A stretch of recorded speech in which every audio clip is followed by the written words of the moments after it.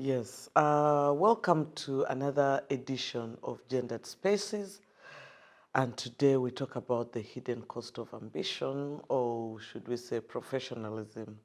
And we are looking at a female perspective, looking at my own personal experience, my cost of achieving what I would like in life has cost me sometimes friends, sometimes even just, health,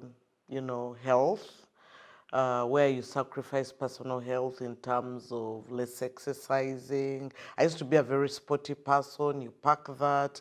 As a woman, it's recommended that we have kids at a certain age. Myself, I had my first child when I was 32. Um, Sometimes also you give up certain personal freedoms, but also even relationships. So let me look at my own journey. I recall that after university, a lot of my friends, the female friends, got married, had children, and of late we are attending people's weddings. And my eldest child is just about 16, almost 17.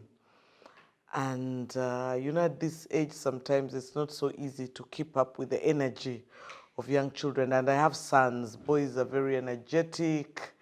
So keeping up with that for me is a challenge. But also, in relation to that, I don't spend as much time as I would like with my children. Always trying to look for a support mechanism where your children spend more time with other people and they miss you.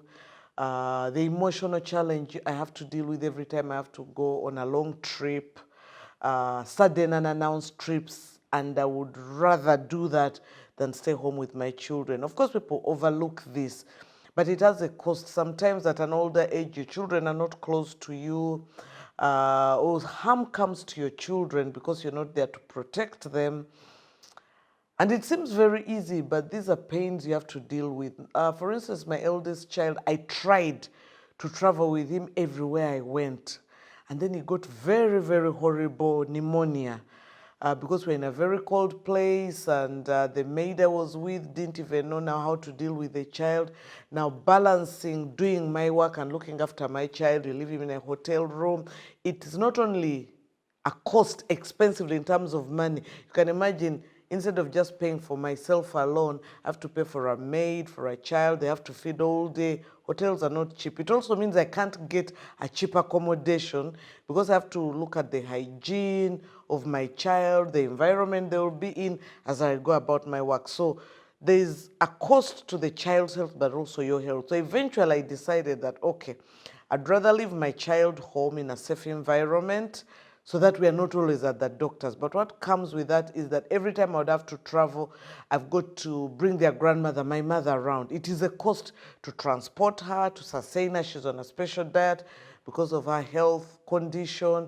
But so many other people that I have to arrange for to make sure my children are safe and they get what they want.